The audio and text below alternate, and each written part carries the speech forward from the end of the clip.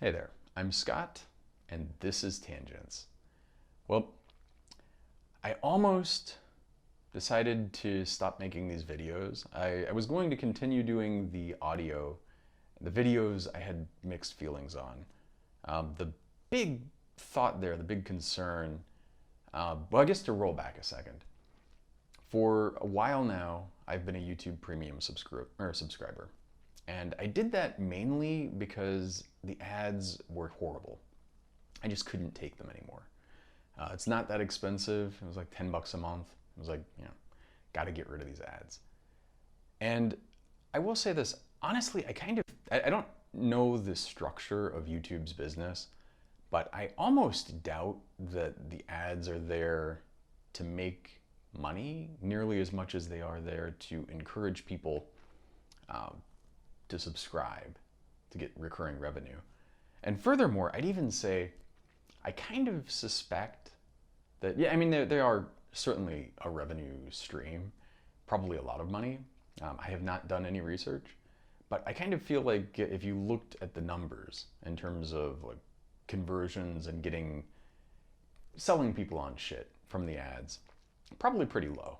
And really, the way that I see it, and I kind of see a lot of advertising, is this: it's probably almost mostly just conning the people who are advertising into paying money for something that really doesn't offer them much benefit. Now, it is certainly true that you can give an ad to introduce a product or something that can work, or to make people feel good about a product or a company, to kind of build a brand and so on. Yeah, there are ads that are moving. There are ads like the Think Different campaign, which actually are pretty significant. Um, I don't think the bulk of these are those. I think the bulk of these are just a waste of time and a nuisance. And frankly, yeah, I mean, they certainly, I'm sure, have a model that works, but I find them painful and excruciating and generally offensive. I've talked about this before. I find also the ads where people, they're someone with a decent following, and they have their own interstitial ads where they're sitting there talking about some product, some service, some company, whatever. I always find it painful. I always find it a little cringy. I've said this before, but I don't begrudge people making money on stuff like that. I understand, it's their channel; they can do what they want. And in fact, obviously, you need to keep the lights on somehow. But I would rather we lived in a world where people could just do that kind of stuff um, of their own volition and not really need to sort of bend over to advertisers to make money. It's a fundamental problem with a lot of things where we have this expectation that content is free, that work that it goes into making, and I've said this many times, but this is a pretty basic, unproduced thing. And it already takes me a significant amount of time and effort, investment in terms of equipment, and I have the bare minimum, really, of I think what you would need. When you look at the stuff that some people put into their stuff, it's actually really quite a bit of work. They need some way to pay for it, to keep the lights on and so on. I wish that we lived in a world where you could just do stuff on your own and not need the money, which we could do. Yeah, we're not post scarcity, but we really are much closer than people realize. And I think you get a glimpse of this by seeing how meaningless most people's jobs are today. Like, most people are not primary producers. They're not people who are doing something so essential that if they stopped, the world would come crashing down. Most people's jobs are somewhere between kind of nice to haves or, at an extreme end, basically irrelevant, maybe even a net negative. And I think that's pretty telling, really. There are people who, if they stopped working, our garbage would pile up, our food would dwindle away, our clean water would disappear, our electricity, our internet connections would go away. But that is a very small fraction of the population. It's a fraction that I think I can pretty safely say most of the people watching this, listening to it, including myself, are not in. We're not in the fraction that that actually does something so essential that if we stopped doing it, society would collapse. Just telling. So, and we are, when you look at the concentration of wealth, like you have a couple hundred billionaires who have more wealth than the bottom like half of the country.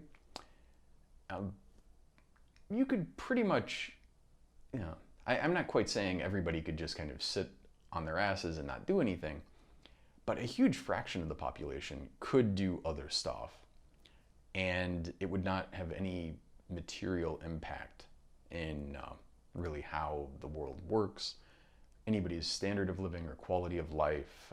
It would just kind of be a net positive, excuse me. So it's a thing. But anyway, I understand the ads, I get this, and I do think, this is maybe the last thing on this, but when you look at Facebook and things like Facebook, the fundamental, there are a lot of problems with it.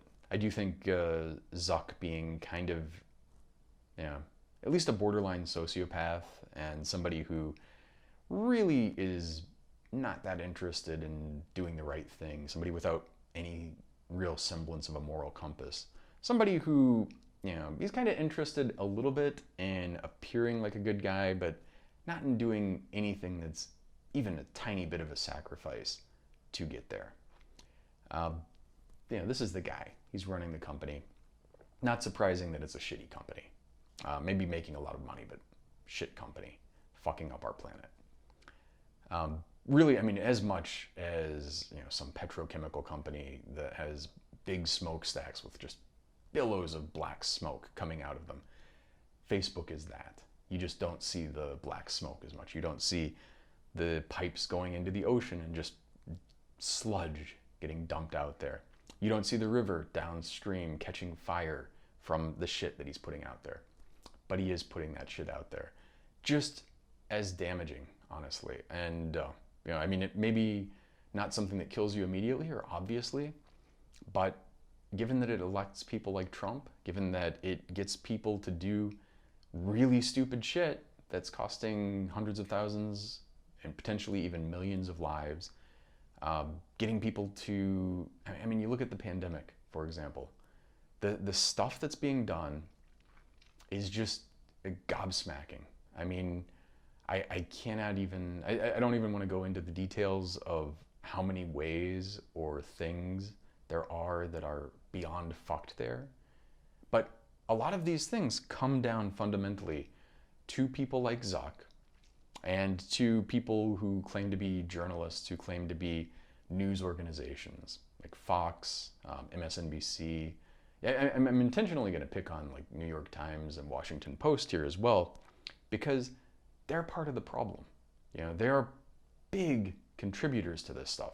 The New York Times, I don't remember the exact number of her emails, stories they ran, but it was, I think, a couple hundred.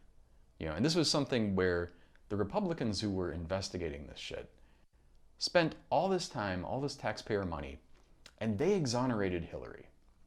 I'm not a fan of Hillary's, but they exonerated her many times.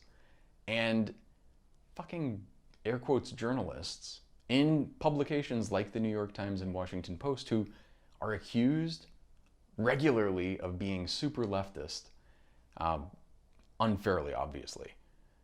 These people, gave us Trump. I swear. And they also fucked over Bernie. They gave us Hillary in the same sense. They've done so much damage. And they also, the same people, have fed into this whole fake news bullshit.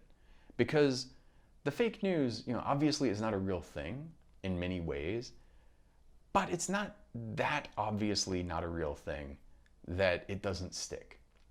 Fake news is something that has enough grounding in reality that people will buy it. It's the same problem, fundamentally, as politicians who don't do everything that they need to do to avoid the appearance of impropriety. Because if you avoid the appearance of impropriety, you have a sort of shining position that you can stand from, where you can talk to people and say with some credibility, this person is dishonest, this person is cheating, this person is doing X, without being open to any kind of criticism of your own. I mean, people can say you are doing the same things, but there's nothing there for it to stick to. Whereas if you do not avoid the appearance of impropriety, you have enough there that people will go, well, yeah, Trump is, I mean, this is something I heard so many times, and again from Democrats, yeah, Trump is terrible, but look at what Hillary did. You know, not necessarily that they even had an idea of what she did, but there was enough in her background, enough in her record, where, again, exonerated continuously by people who wanted to get something to pin on her, but there was enough there that people would plausibly be able to make stuff stick. There was enough there that people would go, hey, you know, maybe there's some problem here. It's the same fucking thing with Joe, which, you know, it makes me want to pull my hair out. It's just so dumb. It's so fucking dumb and unnecessary. So anyway, I wanted to talk about ads today. And the reason I wanted to do this, and all of this has been kind of leading up to this, I was a very proud subscriber. This is going to get an extra step, and then I'll get to the thing that I wanted to say. I was a proud subscriber of the New York Times after Trump threatened to sue them. I saw that and I jumped on it. I got the Sunday Times. I was loving it. I was so happy. Up until, of course, Brett Stevens and like a million other things that just made me finally cancel my subscription. Because I started to realize, as much as I wanted them to be the good guys and I wanted to be the guy who's supporting, you know, real news, it's just, they're fucking shit up. And they have people working for the Times who I very much like and admire and respect. And it kills me not to be able to support them in some way. And it kills me also to be in a position where I kind of have to tell people, cancel your fucking Times subscription because you're doing more harm than good there. But that's where we are. That was years ago. Now, a couple weeks ago, Washington Post puts up a full-page ad for Trump. Full-page ad. Now, they're not paying for it. They didn't make the ad, but they accepted it. This is a company owned by fucking Bezos, who has all the money in the world. Again, I mean, you know, not all the money in the world, but a couple $100 billion of net worth.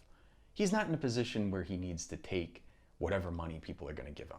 He's not some random asshole on YouTube who is going to say or do whatever the fuck you want if you throw tens of thousands of dollars at him, or millions of dollars, whatever the fuck they spent on this.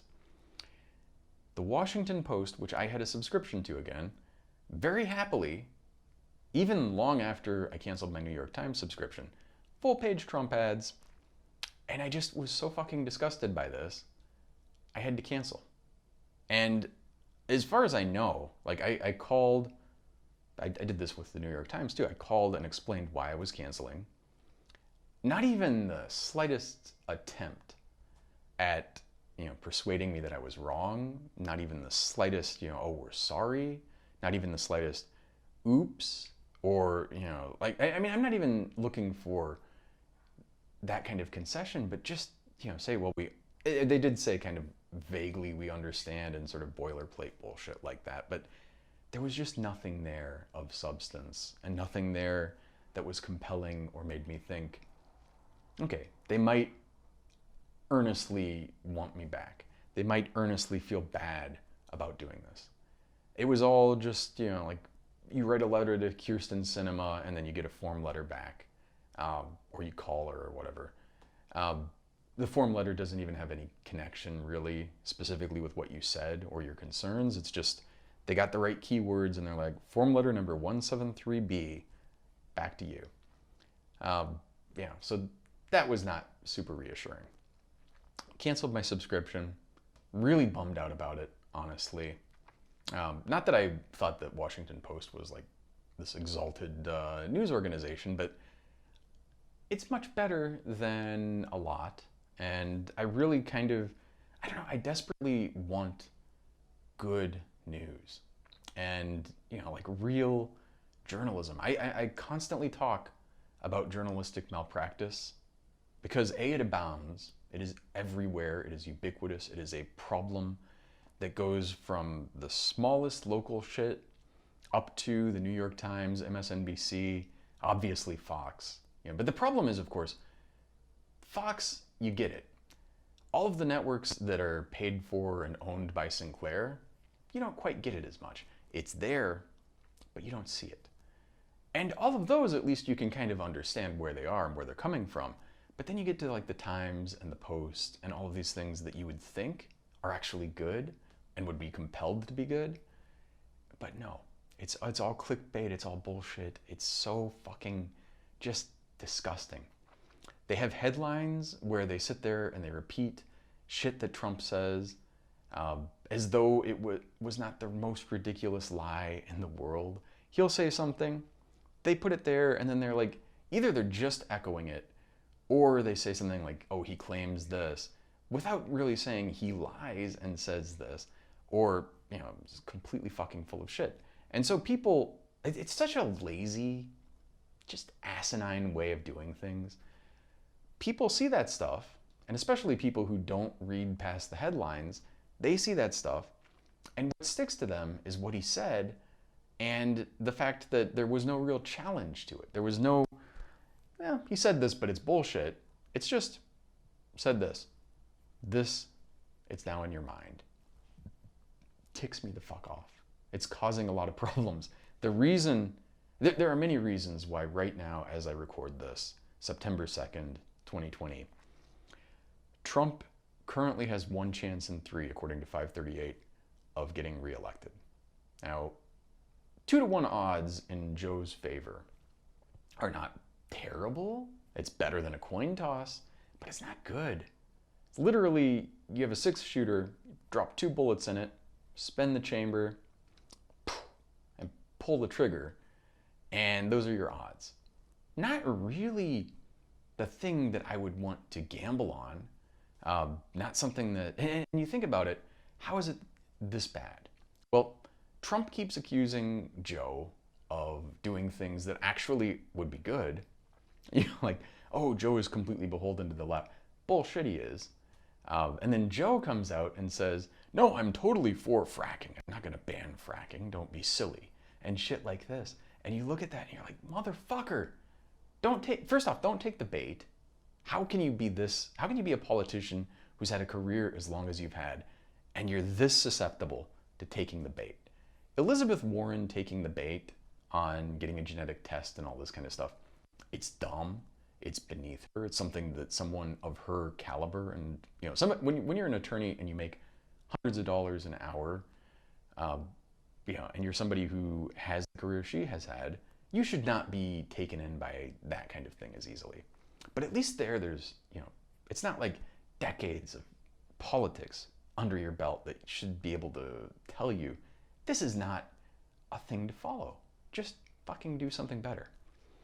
And so, I mean, you look at this and it's just like every time, and I talk about this all the time, but Trump is horrible, unequivocally, without a doubt, fucking awful, disgusting, really an existential threat to our democracy.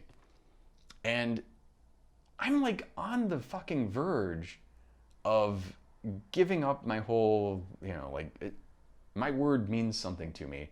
I said never Biden, and I'm sticking to it.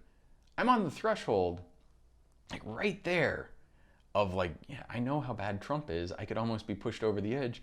And then every time I get close to it, Joe comes out and says something, or does something, that makes it impossible for me. How the fuck is it this hard? 2-to-1 odds. Now, maybe that'll go up. It's been a little more consistent than Hillary. It hasn't gone up and down as much, but he hasn't had as much time. We'll see. I'm not really at all optimistic. And I also don't think, I've said this many times, but I don't think Joe winning magically fixes anything. It's better in many ways than Trump, but it also, all of the wine moms, the Alyssa Milanos out there, who see how horrible Trump is. If Joe gets into office, they can kind of go, I can relax now. Back to my wine and TV and ice cream and back to my mimosa brunch. Don't have to worry about it. Meanwhile, Joe's pushing for Romney Care too. Joe is doing things that obviously are not going to work.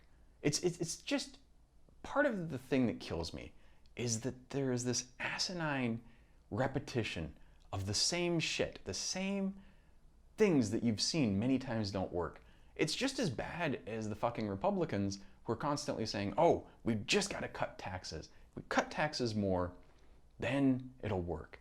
And, Iowa, they just didn't do it enough. There's always an excuse. There's always this just faith-based delusion of, I don't get why this is a thing. I don't get why it's so hard. I don't get why people have so much trouble. And then, so this morning, this is a complete aside, but Michael Ian Black, you might know him, comedian. He's sitting there and tweets something about how important it is, how much we should try to get W to advocate for Joe, because magically somehow W gives the Republicans who somehow to date have seen Trump. They saw who he was before, they elected him, they see who he is now, and these motherfuckers can't vote against that. And you're gonna give him W, and that's gonna magically let them vote against Trump. I mean, if somebody's this bad, you're chasing after fucking phantoms. You're not doing something that is worth pursuing. And the thing that is bad about it, like if it was something where you're doing that and you're getting those voters and it's not coming at the exclusion of other people, that's fine, I guess. It's still stupid because it's a very tiny fraction of the population, especially given 2016, over 100 million people did not vote. You see the number of people who voted for Trump, the number of people who voted for Hillary, and not that bad. And you're like, oh, well, actually, Hillary had a decent number of people. She had a majority of people. Trump, a few million less, but still a scary number. More people, by almost a factor of 2 to 1, not quite, but almost a factor of 2 to 1, didn't even bother to vote. Could have voted, didn't get out to vote. They saw Trump, they saw how bad he is, and they saw Hillary, and they're like, I'm not going to do it. There are a whole lot of systemic problems. There are things like, people have been told so many times that their vote doesn't count. People have trouble understanding, yes, and your individual vote is very unlikely to tip the election. But large ensembles of people pushing one way or the other can easily tip elections. And when you look at the places where she lost, the few states that made the difference, it was literally, in all of these cases, it's like 0.1%, less than 100,000 people made the difference. And when you look at that, and you look at the 538 odds for that day, it was like 70% in her favor. Now again, 70% her favor. Right now, as I record this, actually about where Joe is, not that great. Now, 70% is better than a coin toss, but the idea that that is a thing that you can count on, it's a thing that I find so fucking maddening that I will talk to people, and I see this all the time, like, oh, the polls don't count anymore, we don't understand. Well, the polls are fine. You don't understand statistics, man. Look at the fucking numbers. And it's a weird thing to suggest this, but I really think a lot of people should get a little bit more serious about some kind of game like poker. I'm not a gambler. I don't like that kind of shit. I don't really like poker that much, although it's fun to play with friends. But when you start looking at how, not doing the kind sort of feel it, use the force to play it. Look at the stats, look at the odds of various outcomes and all of this stuff. Develop an understanding of what 70% means. Develop an understanding of what 50% or 90% odds mean. And understand also, this is a weird thing that people seem to have a lot of. They don't really have a great deal of comfort with the possibility that everything has to be very concrete and it's realized. But if I say 70% in this bucket and 30% in this bucket, it's very hard. It's weirdly hard. You know, when the outcome is binary, you say 70% chance of this, 30% chance of this, that goes down as a certainty to a lot of people. And you know, it's kind of horrifying, and it's also fucking annoying because you get these people, they say this, and you know, I mean, and again, I'm not a fan of Nate Silver, but 538 has pretty good odds, pretty good model. Their odds, I think, are probably about as good as you could get. Yeah, we do have a decent understanding of where these things are. It's not like you're just wildly reaching out into the void and guessing. You know, it's not reading tea leaves. So, and then getting back to this this W thing, 538 also, not to keep going back to the same source, but they had an article on the myth of the middle. And the idea is basically, this is the story that the Democrats tell people. It's the story that, it's really the philosophy and the thesis of Biden as a candidate.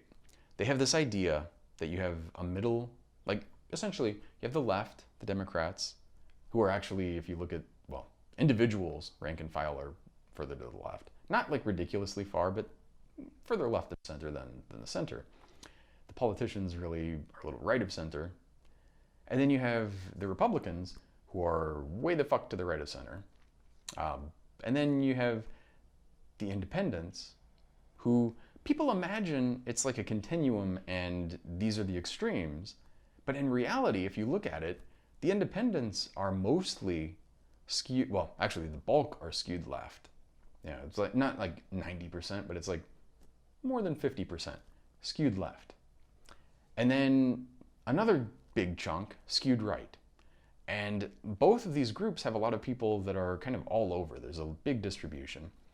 The number of people who are actually in sort of a median position between the two center of masses, the sort of net average, is very small. And people keep chasing after this group that doesn't really exist. I mean, I'm not saying that they don't exist. Obviously, you have 330 million people, a couple 100 million eligible voters. You're going to have, you know, even if it's 0.1%, it ends up being a significant number of people. But it's not so many people that they're going to sway elections. And, you know, I mean, okay, you could go, okay, well, Scott, you just said 0.1% made the difference. Yeah, 0.1% made the difference, but the noise is greater than that. The fluctuation based on like whether or not people go out to vote because it's sunny or cloudy today is more than 0.1%. You have so much more of a population, you know, again, over 100 million people didn't vote in 2016. Probably the same number or more will not vote this time, which is a horrifying thought. And, you know, you look at that, get 1% of those people, and that will swamp the difference between, you know, it's just baffling to me how people can look at this stuff. And especially like political consultants, people who are paid great salaries and have careers of making stupid fucking mistakes and going down these elections. You know, they fucked up Hillary's election. They told her, I mean, similar group of people sat there and told her all of these things. You have to do this, you can't do that.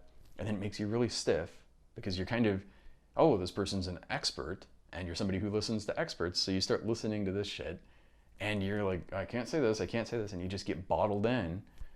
It's the same thing, I believe, many problems with Gore, but I think one of the problems with him in the 2000 election was he had so many of these people telling him stuff, people who didn't know what the fuck they were talking about, by and large, and yeah, he got like boxed in and super wooden. Not that he's like a super dynamic, you know, energetic guy to begin with, but you know, it just sort of like puts you in this position where you have all these rules, and the rules are like you're in a box full of fucking blades coming from every direction, and you just can't do anything about it. You're just like, I can't move. So you get the politicians who do the super, and it's just, no, stop listening to these fucking people. And especially when they start losing election after election. It's the same problem with pundits on TV and in the news, and the news being like written publications. People make mistakes. I mean, nobody's perfect. Nobody has a great, perfect track record. But people have, like if you look at their track record, way less than 50% of their predictions are correct. And they might even have some historical ones that look really good, but it's like 1% of their shit happens by chance to be right, whereas the bulk of what they're saying, the bulk of what they're doing, the bulk of their interpretations are wrong, demonstrably wrong. Again, with the fucking taxes in Iowa, trickle down that never works but somehow always gets tried again. The imaginary middle that doesn't really manifest itself. People keep chasing after it. People just don't have any consequences for this stuff. It really drives me nuts.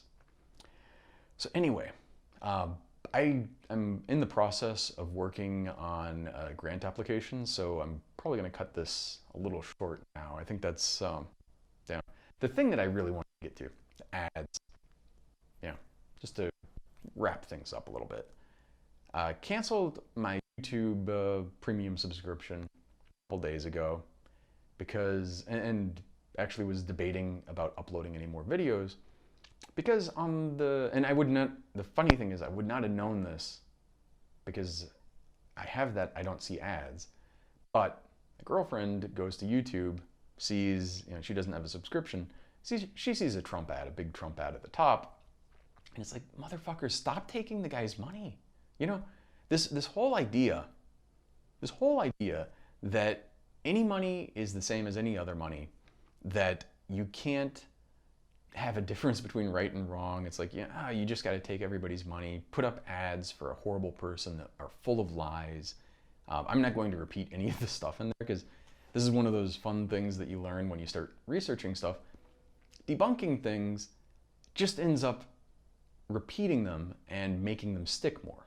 It's really horrible given the prevalence today of just bad faith arguments and outright and outrageous lies. People are so full of shit that they get out there, they do this stuff, and then you can't even really debunk them. I mean, first off, I can't remember the guy's name, but there's a great law that is, I think he was a graduate student at the time, but basically it was the amount of energy required to debunk bullshit or to refute bullshit is an order of magnitude greater than the amount of energy it requires to produce it. This is, there are a bunch of things which may not be real quotes, like Churchill. I think this one is a false quote, but he said that in the time that the truth is putting on its clothes, a lie has gone around the world, or something that I'm paraphrasing it terribly, but there. But there are a lot of things about this. This is something that is unfortunate and it's true. I don't know how you address it. I don't know how you deal with it. Debunking it doesn't really work. Ignoring it's a horrible thing because it's like, you can't ignore it. You can't not ignore it. What the fuck do you do? I don't know. It's one of the reasons why I feel like we're in a position where even if the Democrats win, even if Joe wins, even if they take the House and the Senate, and even if they were actually doing good things, like imagine they passed Medicare for All, got it enacted, passed something better than the Green New Deal, and actually started doing things where people would feel them, and it would people would start going, hey, government can actually work. My tax dollars are actually going to something that's worthwhile. It's almost as though Grover Norquist doesn't know what the fuck he's talking about, or he's a selfish prick, and he just wants to take all of the benefits from tax money, like the public roads and the infrastructure that made it possible for him to ascend to the level he did, but not pay anything back, not pay anything forward. But even in that case, which is not going to happen, because the best case scenario, I think that could, best realistic case scenario that could happen is Joe wins, we get the House and the Senate, and then they put in like Romney Care Plus. You know, take the ACA, the original Delta of Romney Care, make a couple tweaks to it, and then, you know, call it, well, whatever the fuck they want to call it, ACA Plus, but basically Romney Care Plus. People get that, doesn't work, it sucks, it's expensive, it doesn't do anything to contain the costs. And then, you know, what do you think happens when you do that?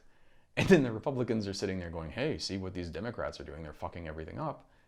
And there's enough, again, it may not be true, but there's enough there for it to stick. Sorry about that. I got a call. I've got to take it. I've got a meeting coming up. It is annoying. Fucking annoying. And because I don't have a camera and I do have a camera, but not one that I can practically use for this. I'm using my phone. Incoming call screws this up. And I don't quite want to turn off the network's, it's a problem. I totally lost the thrust of what I was going for. But ads, they suck. Advertising and amoral pursuit of profit at any cost sucks. Those are the things that I really just wanted to kind of get to. I'm putting this back on YouTube, and I'm really hoping that they don't take more money from fucking Trump. I haven't gone back to Washington Post and looked at the full page thing in a while, but they didn't have another one for a while. They had it for a period and then it went away. But still, yeah, I'd love to have the people who are in charge of these companies come out and say, not necessarily to me, but just come out and say, we're sorry, there was an automatic system, it just worked, they exploited it, but from here on in, this is not going to happen again. Tell me that, I can go back to subscribing and not having to get ads. But with that being said, one thing that I did want to say, this is a weird thing, this is just me being self-conscious perhaps, but while I'm sitting here doing these, the whole thing that I keep thinking about is just me blathering on, and in my mind, and I don't think it actually comes across as this, but in my mind, what's coming out is like me sitting here like President Camacho in Idiocracy, you know, with the teleprompter, and he's looking at it and, you know, saying stuff that just seems extemporaneous, but it's on a fucking teleprompter. It's like, shit. I know shit's bad right now with all the starving bullshit, the dust storms, and we're running out of French fries and burrito coverings, but I've got a solution. That's how I feel. I feel like I'm just blathering on like that. It's an interesting thing. I don't, again, think that that's the case, and probably if it was, maybe this would be more entertaining. But I just wanted to throw that out there as a little insecurity that I'm putting into the world. Incidentally, actually, this is one last thing that I will say, and oh shit, I've got to run. But last thing I'm going to say, I had a colonoscopy a while back. My insurance is supposed to cover it. I got a bill yesterday, $900. The insurance covered like 2/3 of it, $900. Now I'm going to talk to the insurance company and maybe they'll do something about it. But what the fuck? What the fuck? How is our healthcare system this shitty? With that, thank you very much. I will be back soon, so 再见。